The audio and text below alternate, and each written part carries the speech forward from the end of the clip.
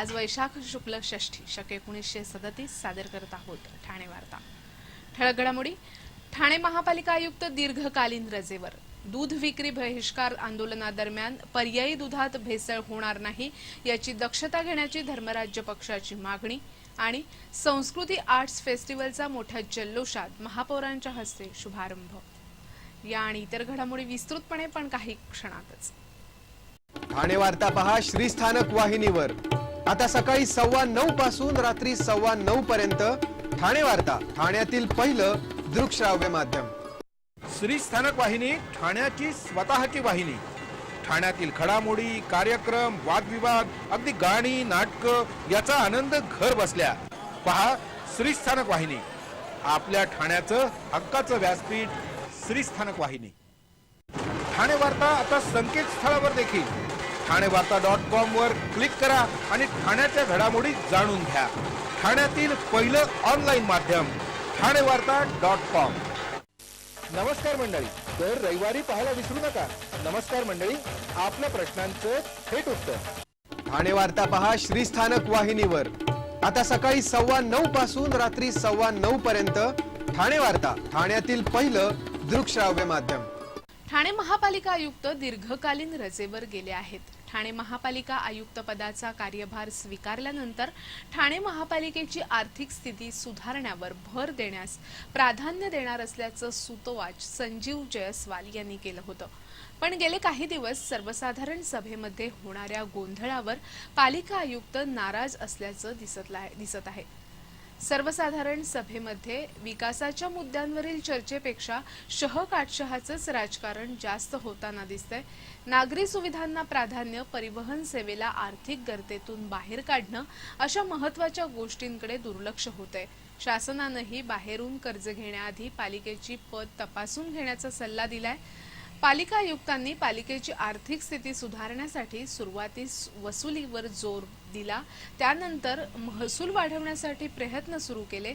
पाणीपट्टी, मालमत्ता कर, घनकचरा कर, परिवहन सेवेच्या तिकीट दरातील वाढ अशा विविध बाबींना चालना देण्याचा प्रयत्न केला। पालिका आयुक्तांच्या महसूल वाढीच्या प्रयत्नांना नगरसेवकांची साथ मिळाली नसल्याचं दिसत आहे। अद्यापही याबाबतचे प्रस्ताव सर्वसाधारण सभेत मंजुरीसाठी रखडले आहेत।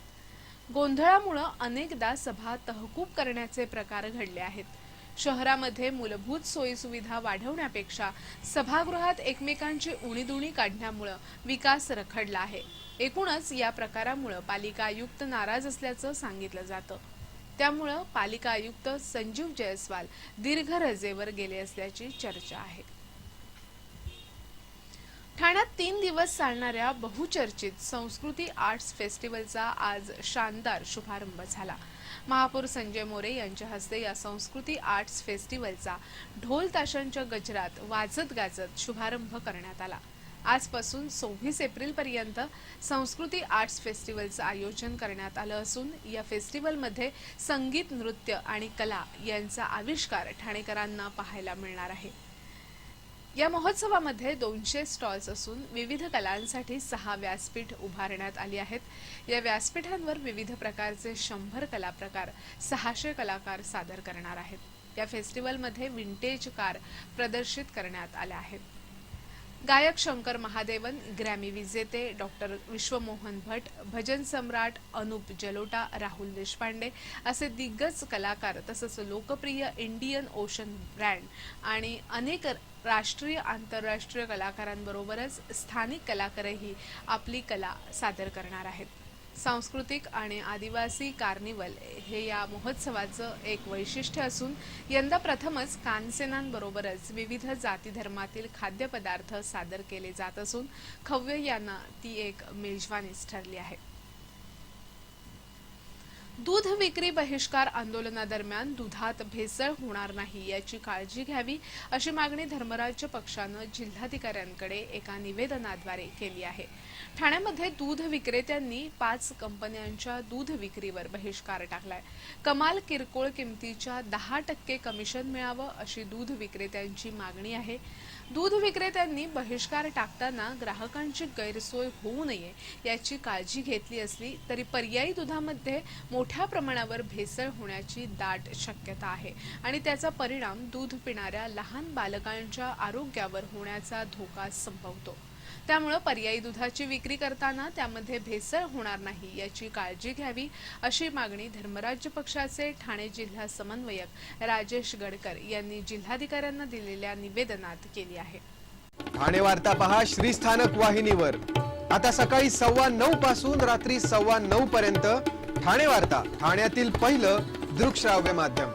आपला परिसर स्वच्छ आणि सुंदर ठेवण्यासाठी ठाणे महापालिकेत सहकार्य करा।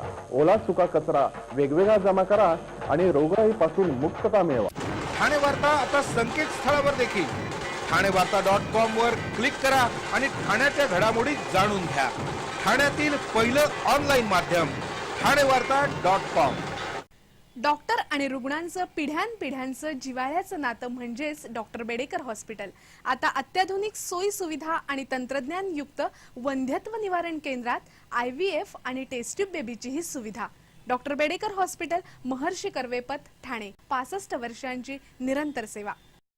जयपुरी ज्वेलरी एक्झिबिशन कम सेल, 50% बचत। American diamond sets, mangalsutra, fancy bracelet, fancy earring top, radium आणि गोल्ड प्लेटेड बांगड्या आणि अन्य ज्वेलरी फक्त जयपुरी ज्वेलरी एक्झिबिशन मध्ये, अशोका बेसमेंट जवळ, गोखले रोड, नौपाडा, ठाणे पश्चिम। सांस्कृतिक कला महोत्सव 24 एप्रिल ते 26 एप्रिल उपवन तलाव ठाणे येथे सांस्कृतिक नृत्याविष्कार, लोककला आणि व्हिज्युअल आर्टचं प्रदर्शन सोबत सुमधुर संगीताचा कार्यक्रम। सहभाग संगीतकार श्री शंकर महादेवन, पद्मश्री पंडित विश्वमोहन भट, पद्मश्री अनुप जलोटा, श्रीयुत राहुल देशपांडे, पंडित कालीनाथ मिश्रा आणि इंडियन ओशन। आयोजक आमदार श्रीयुत प्रताप सरनाईक, अध्यक्ष संस्कृती युवा प्रतिष्ठान। विशेष सहकार्य महाराष्ट्र पर्यटन विकास महामंडळ, दोस्ती ग्रुप, विहंग ग्रुप, ठाणे महानगरपालिका, महाराष्ट्र सांस्कृतिक विकास महामंडळ। ठाणे वार्ता पहा श्रीस्थानक वाहिनीवर आता सकाळी 9:15 पासून रात्री 9:15 पर्यंत ठाणे वार्ता, ठाण्यातील पहिलं दृकश्राव्य माध्यम। ठाण्यात साखळी चोरांनी उच्छाद मांडला असून एकाच दिवशी 8 महिलांचं स्त्रीधन हिसकावून बाईकस्वारांनी पोलिसांसमोर आव्हान उभं केलंय। ठाणे पोलीस आयुक्तालयातील एकट्या नौपाडा पोलीस ठाण्याच्या हद्दीतच 5 जणींच्या सोनसाखळ्या चोरल्या गेल्यानं पोलिसांच्या कार्यक्षमतेवर प्रश्नचिन्ह निर्माण झालंय। मंगळवारी रात्री 9 ते 10:15च्या सुमारास नौपाडा परिसरात पायी फिरणाऱ्या 5 महिलांना दुचाकीस्वारांचा हिसका बसला। भास्कर कॉलनीत राहणाऱ्या अपर्णा पाटणकर यांचं 66,000चं मंगळसूत्र, खोपटमधील गणेश विला इथे राहणाऱ्या पेस्ती चाको यांची 33,000ची चेन, गोखले रस्त्यावरील पाठारे बिल्डिंग मधील सुरेखा आनंदकर यांचं 1,31,000चं मंगळसूत्र, विजयनगरीतील स्नेहलता पाटील आणि रायगडहून ठाण्यात पाहुणे आलेल्या वंदना थोरवे यांचं 90,000चं स्त्रीधन चोरट्यांनी हिसकावून पळ काढला। कोलबाडमधील कलावती एस या महिला चालकाचं 75,000चं, टिकुजनीवाडीतील रोहिणी गोळे यांचं 80,000चं, लोकमान्य नगरमधील सरोज सावंत यांचं 60,000चं मंगळसूत्र दुचाकीवरून आलेल्या दुकलीनं खेचून पळ काढण्याचा प्रयत्न केला। ठाणे पोलिसांनी बड्या व्यावसायिकांना खंडणीसाठी धमकावणाऱ्या रवी पुजारीच्या 2 बहिणींना ताब्यात घेतलंय। बांधकाम व्यावसायिक, विकासक तसंच इतर बड्या व्यावसायिकांना खंडणीसाठी धमकावणाऱ्या रवी पुजारीचा माग काढण्यासाठी पोलिसांनी रवी पुजारीच्या 2 बहिणींना दिल्लीतून ताब्यात घेतला आहे।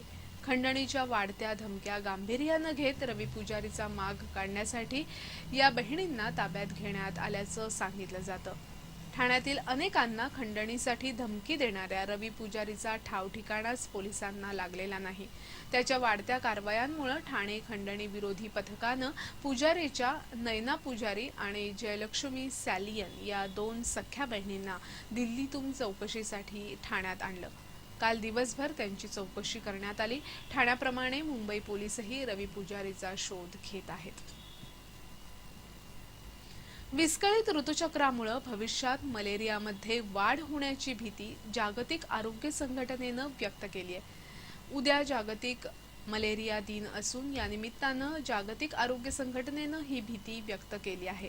तापमानात सातत्यानं होणाऱ्या बदलामुळे विषाणू, जंतू, डास, माशा या सजीवांसाठी पूरक वातावरण निर्माण होत आहे. कोणत्याही तापमानात प्रतिकूल परिस्थितीतही ते टिकाव धरत असल्यानं भविष्यात डेंग्यू, चिकनगुनिया आणि मलेरिया या आजारांमध्ये वाढ होण्याची भीती संघटनेनं व्यक्त केली आहे.